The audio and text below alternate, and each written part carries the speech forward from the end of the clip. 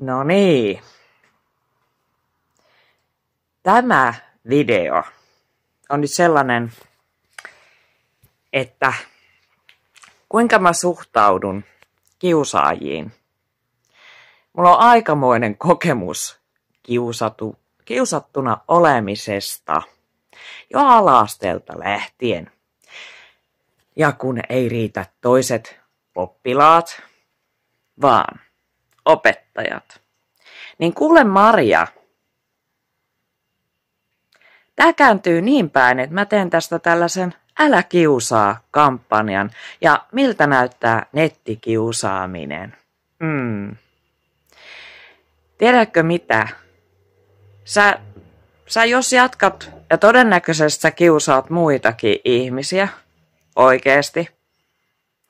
Tai sitten sä oot jotenkin ihmeellisesti nyt katkeroitunut mulle jostakin, koska mulla on pieni hintsu, Maria, että kuka sä olet ja missä sä istut paljon enemmän kuin minä.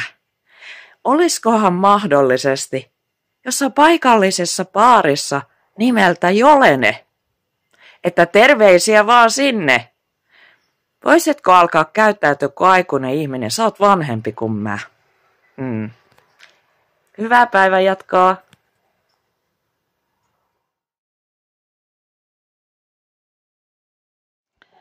No niin.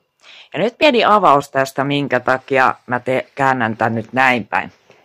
Koska kyseessä on ihminen, joka alkoi kiusaamaan, häiriköimään mun tällä pääkanavalla, niin silloin joku mä tein muuttoa. Ne oli tosi ilkeitä ne kommentit silloin ja muuta. Ja silloin mä reagoin vaan silleen, että mä vaan niinku tein sen, että piilota kommentit ja estä käyttäjää ja perus tällainen juttu.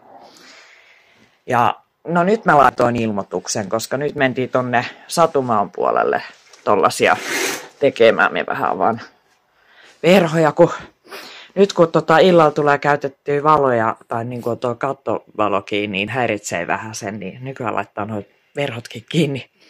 Mutta joo, hän niin kuin häiriköi jo silloin, ja ne kommentit oli tosi asiattomia. Ja silloin en niistä mitään kuvia ottanut. Enkä mä rupea tästä niin kuin joka kerta tekemään, mutta nyt kun kyseessä on yksi ja sama ihminen, ja itse asiassa hän paljasti itsensä kyllä nyt. Nyt mä tiedän, kuka hän on. Niin mä nyt vähän näpäytän takaisin. Ja itse asiassa tää on hyvä kampanja siitä, että miltä näyttää nettikiusaaminen. Ne voi vaikuttaa harmittomilta kommenteilta, mutta miettikääpäs nyt oikeasti vaikka nuorempia täällä. Niin he on toisilleen vielä pahempia.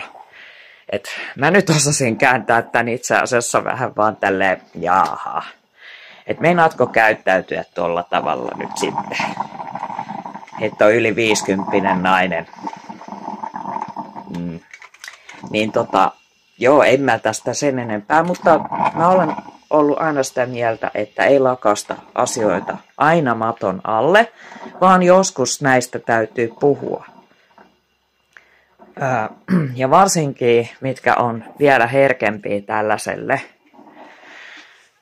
niin, ja tää on nykypäivää, tää on paljon enemmän nykypäivää kuin tuo kuvittelettakaan, niin niitä meidän nuorisoa, meidän lapsia, siellä on ihan älytöntä nettikiusaamista liikkeellä, kun siihen ei ole osattu oikein puuttua.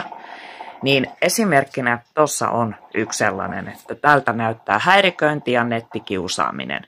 Ja se voi tuntua tosi paljon pahemmalle, paljon nuoremmalla ihmisellä.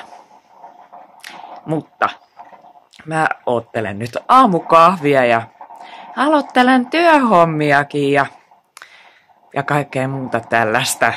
Mutta tämmönen pikkunen video nyt sitten. Laittakaa ihmeessä jakoon nimittäin oikean asian puolesta.